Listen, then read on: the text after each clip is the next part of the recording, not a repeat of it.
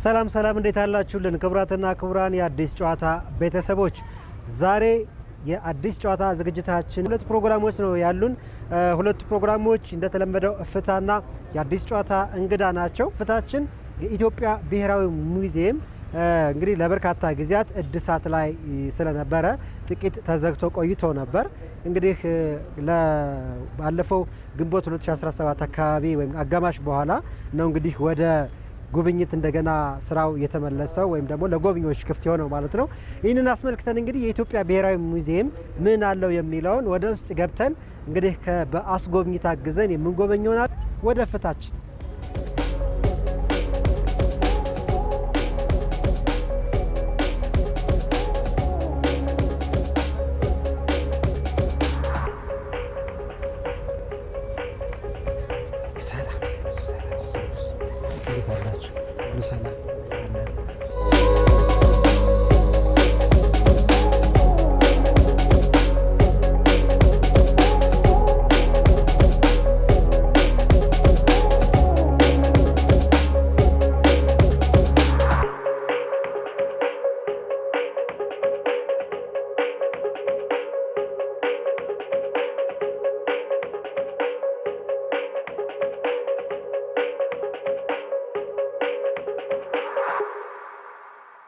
ዛሬ በብሔራዊ ሙዚየም ተገኝተናል። በእፍታችን ወደ እናንተ የምናደርሰው ጉብኝት ጊዜ ይኖረናል ማለት ነው። ከአጠገቤ አስጎብኛችን ይገኛሉ። አቶ ልጃለም ጌታነህ ይባላሉ።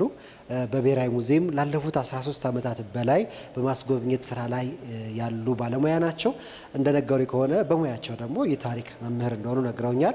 እንግዲህ ዛሬ ከእሳቸው ጋር በሚኖረን ቆይታ እዚህ ብሔራዊ ሙዚየም ውስጥ ምን አለ፣ የውጭና የሀገር ውስጥ ጎብኚዎች ምንድነው የሚጎበኙት የሚለውን ሁሉ የምናይ ይሆናል። አብራችሁ እንድትቆዩ በአክብሮት እጋብዛቸዋለሁ። አቶ ልጃለም ስለተገናኘን ደስ ብሎኛል። እኔም በጣም ደስ ብሎኛል። አመሰግናለሁ። መልካም እንግዲህ ወደ ጉብኝታችን ከመሄዳችን በፊት ጥቂት ስለ ብሔራዊ ሙዚየም እንደው ለአድማጭ ተመልካቾች መረጃ እናደርሳቸው። ብሔራዊ ሙዚየም መቼ ተቋቋመ፣ እንዴት ተቋቋመ የሚለውን አጠር አድርገው ቢነግሩን። በጣም ጥሩ። እንግዲህ ብሔራዊ ሙዚየም የተቋቋመው በ1936 ዓመተ ምህረት ነው። በቀዳማዊ ኃይለ ሥላሴ ዘመነ መንግስት ማለት ነው። በአሁኑ ሰዓት የኢትዮጵያ ቤተ መጻሕፍት እና ቤተ መዛግብት ኤጀንሲ ከሚባለው ጋራ በአንድነት በ1936 ዓመተ ምህረት በአንድ ህንፃ የተቋቋመ ነው። ከዛ በኋላ ሌሎችን 3 ህንፃዎች አልፎ የአራተኛ ህንፃው ነው ማለት ነው። ከመቼ ጀምሮ ነው እዚህ የገባው? እዚህ የገባው ከ1991 ዓመተ ምህረት ጀምሮ ማለት ነው። ከ91 ዓመተ ምህረት ጀምሮ። ምን ያህል ክፍሎች አሉት? በአጠቃላይ 4 የትርኢት ክፍሎች አሉት። አሁን የምንገኘው በምድር ቤት ክፍል ውስጥ ነው። የፔሌንትሮፖሎጂ እና የቅድመ ታሪክ ቅርሶች መገኛ ክፍል ነው። ስለዚህ እዚህ ክፍል ደግሞ በብዛት ያሉ ቅሪተ አካሎች ናቸው፣ ደግሞ ፎሲል የምንላቸው ማለት ነው። ስለዚህ ቅሪተ አካል ስንል በኢትዮጵያ ውስጥ በአጠቃላይ ከ40 ሺህ በላይ የሚቆጠሩ ቅሪተ አካሎች ተገኝተዋል። የእንስሳት፣ የሰው ልጅ፣ የተክሎች እና የእጽዋቶች ቅሪተ አካሎች እና የጥቃቅን እንስሳት ቅሪተ አካሎችን የያዘ ነው። ስለዚህ እዚህ ላይ ለምሳሌ የምናየው የአዞ ፎሲላይዝድ የሆነ ወይ ደግሞ ወደ ቅሪተ አካልነት የተቀየረ 3.5 ሚሊዮን ያስቆጠረ እንቁላል ነው ማለት ነው። ስለዚህ የተክሎች፣ የእጽዋቶች፣ የትናንሽ እንስሳቶች እንደዚህ የነፍሳቶች ቅሪተ አካሎችን የያዘ ክፍል ነው ይሄ ማለት ነው። እዚህ ላይ የምናየው መልካም። ይሄኛው የምድር ቤት ክፍል ወይ ደግሞ ቅሪተ አካሎች የሚገኙበት ክፍል እንደመሆኑ ሉሲ ደግሞ ለዚህ ክፍል ዋና ማሳያ ወይ ደግሞ ዋና የዚህ ክፍል ትልቋ ግኝት ሆና ትገኛለች ማለት ነው። ስለዚህ እዚህ ላይ የምናየው የሉሲ ተመሳስሎ የተሰራውን ቅሪተ አካሏን የያዘ ነው።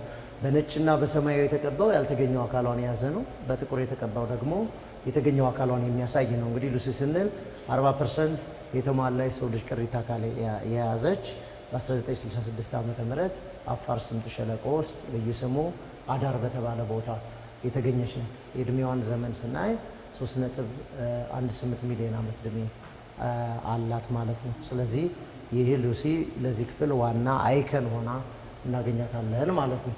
እንቀጥል። ይህኛው ካዳባ ወይ ደግሞ ሙሉ ስሙ አርዲፒቴከስ ካዳባ የሚባለው ከዛሬ 5.8 እስከ 5.2 ሚሊዮን ዓመት እድሜ የኖረ የነበረ ቀደምት የሰው ዘር ነው። እንግዲህ የተገኘው በ1997 እስከ 2003 ዓ.ም አፋር ስምጥ ሸለቆ ውስጥ የተገኘ ነው። ካዳባ ማለት በአፋርኛ ቋንቋ ታላቁ አባት ማለት ነው። ስለዚህ የተወሰኑ የመንጋጋ የጥርስ እና የተለያዩ ቅሪተ አካሎችን አግኝተናል ማለት ነው። ከዛ ቀጥሎ የምናገኘው የአርዲን ነው ወይ ደግሞ በሙሉ ስሟ አርዲፒቲከስ ራሚደስ የሚባለው። እንደዚሁ በአፋርኛ ቋንቋ አርዲ ማለት መሬት ማለት ሲሆን ራሚድ ማለት ደግሞ ስር ማለት ነው። ሁለቱ ቃላቶች አርዲፒቲከስ ራሚደስ የሚለውን ስናገጣጥማቸው በመሬት ላይ ይኖር የነበረ የሰው ዘር መነሻ ወይ ደግሞ ስር ማለት ነው አርዲፒቲከስ ራሚደስ ማለት። እነዚህኞቹ በዋናነት ጥርሶች ናቸው። የክራንቻ ጥርሶችና የመንጋጋ ጥርሶች ናቸው። የፊት ጥርሶች 4.5 ሚሊዮን ዓመት ዕድሜ ያስቆጠሩ 1992 ዓመተ ምህረት አፋር ስምጥ ሸለቆ ውስጥ ልዩ ስሙ አራሚስ በተባለ ቦታ የተገኙ ናቸው። ድንቅነሽ ወይ ደግሞ ሉሲ ስንል በእድሜ ዘመኗ 3.18 ሚሊዮን ዓመት ዕድሜ የነበረች እና በብዛት ከጥርሷ ይዘት ስንነሳ በብዛት ተክሎችን፣ ፍራፍሬ፣ ቅጠላቅጠሎችን እና የመሳሰሉትን ትመገብ የነበረች በቁመትም አጭር የነበረች እዚያ ላይ መጀመሪያ ላይ እንዳየነው ዲያግራሙ ላይ 1 ሜትር ከ10 ሴንቲሜትር ርዝመት የነበራት ክብደቷ ደግሞ ከ30 እስከ 45 ኪሎ ግራም ያህል ብቻ ትመዝን የነበረች ናት።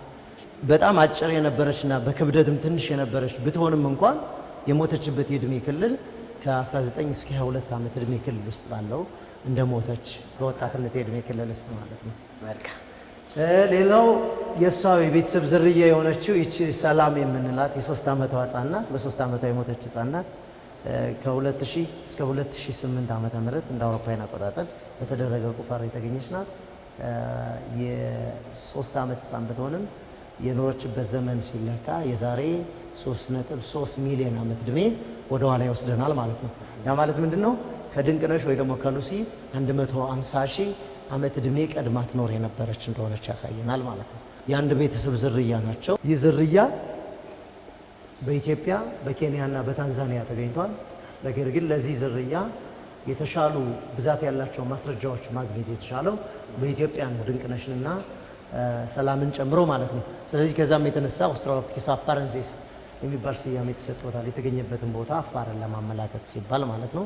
እዚህ ላይ የምናገኛቸው ደግሞ የዛሬ 1.4 ሚሊዮን ዓመት ዕድሜ ይኖሩ የነበሩ ሁለት ዝርያዎች ናቸው። በተመሳሳይ ዘመን ይኖሩ የነበሩ የሰው ዝርያዎች ናቸው። አውስትራሎፒቴከስ ቦይዜ እና ሆሞ ኢሬክተስ ይባላሉ። እነዚህ ዝርያዎች በኢትዮጵያ በኬንያና በታንዛኒያ ተገኝተዋል። የዛሬ 1.4 ሚሊዮን ዓመት ዕድሜ ይኖሩ የነበሩ ናቸው። ይህኛው ትልቅ የራስ ቅል ስብርባሪ ሲሆን የሆሞ ኢሬክተስ የራስ ቅል ስብርባሪ ነው። በኮንሶ በኢትዮጵያ ውስጥ በደቡብ ምዕራብ ኮንሶ ውስጥ የተገኘ ነው። እንግዲህ ከጊዜ ሂደት በኋላ አውስትራሎፒቴከስ ቦይዜ የሚባለው ዝርያ ምክንያቱ በማይታወቅ ምክንያት ዝርያው ሲጠፋ፣ ሆሞ ኢሬክተስ ግን ወደሚቀጥለው ዝርያ ተሸጋግሯል ማለት ነው። እሱም ሌት ሆሞ ኢሬክተስ የሚባለው ወይ ደግሞ የኋለኛውን ሆሞ ኢሬክተስ የሚባለውን አስገኘ ማለት ነው። ይህ ዝርያ ደግሞ የዛሬ 1 ሚሊዮን ዓመት ዕድሜ በበርካታ የአፍሪካ ሀገሮች ይገኝ የነበረ ነው። እዚህኛው ላይ የምናየው ዘመናዊ ሰው የሚባለው ወይ ደግሞ ሆሞ ሳፒያንስ የሚባለው ነው። ከዛሬ 300 ሺህ ዓመት ዕድሜ ጀምሮ እስካሁኑ ሰዓት ያለው የሰው ዘር ነው። እንግዲህ ይህ ዝርያ በበርካታ የአፍሪካ ሀገሮችና በሌሎችም ዓለማት ተገኝቷል። እኛ ጋር የተገኙት እዚህ ላይ የምናያቸው ሁለት የህፃናት እና የወንድ የጎልማሳ ወንድ የራስ ቅሎች ናቸው። በአፋር ስምጥ ሸለቆ ውስጥ ልዩ ስሙ ሄርቶ የሚባል መንደር ውስጥ የተገኙ ናቸው። ከአዲስ አበባ 200 ኪሎ ሜትር ርቀት አለው። በ1997 ዓመተ ምህረት እንደ አውሮፓውያን አቆጣጠር የተገኙ ናቸው። የእድሜ ዘመናቸውን ስንለካው የዛሬ 160 ሺህ ዓመት ዕድሜ ይኖሩ የነበሩ የዘመናዊ ሰው ዝርያዎች ናቸው እና በኢትዮጵያ የተገኙት እነዚህ ሆሞ ሳፒያንስ ኤዳልቱ የሚባል ስያሜ ተሰጥቷቸዋል። ኤዳልቱ ማለት በአፋርኛ ቋንቋ ሽማግሌ ማለት ነው። አሁን ወደ ሁለተኛው ክፍል እየገባን ነው። እሺ መልካም።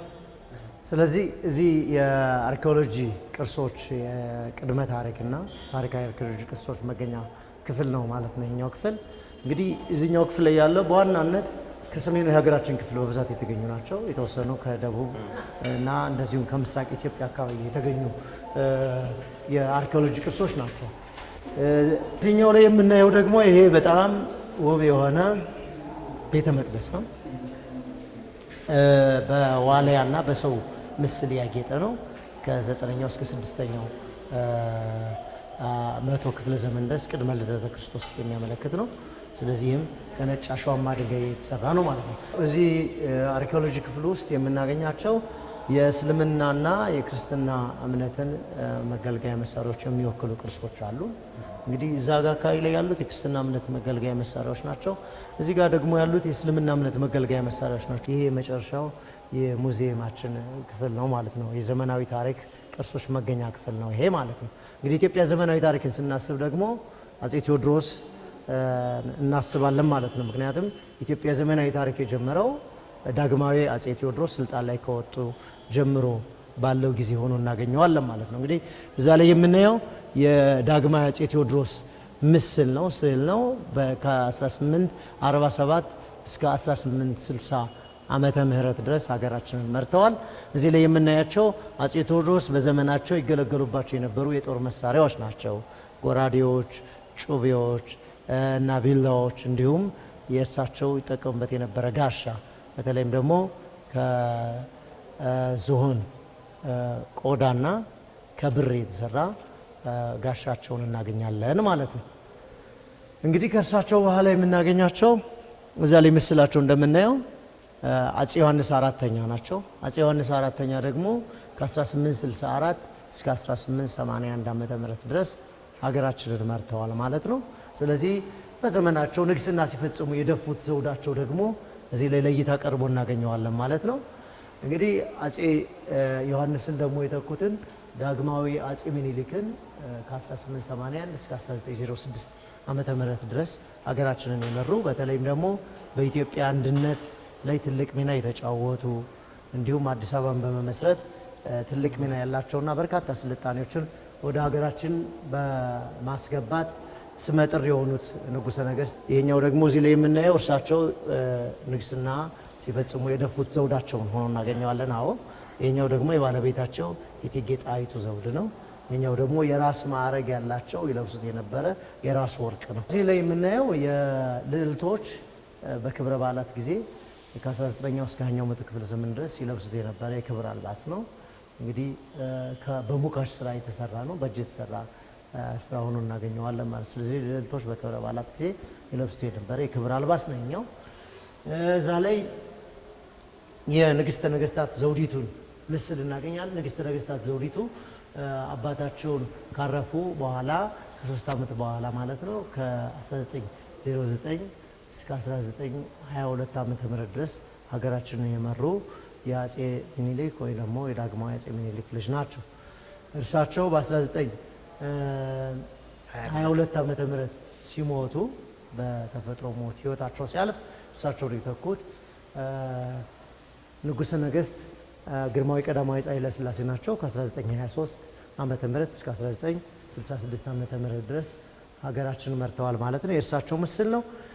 ይሄኛው እዚህ ላይ የምናየው ደግሞ የቀዳማዊ አጼ ኃይለ ሥላሴ ዙፋን ነው።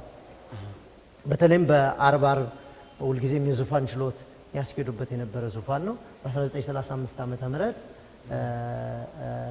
ጆንጋራም በተባለ የህንድ የእደ ጥበብ ባለሙያ የተሰራላቸው ትልቅ የሆነ ዙፋን ነው።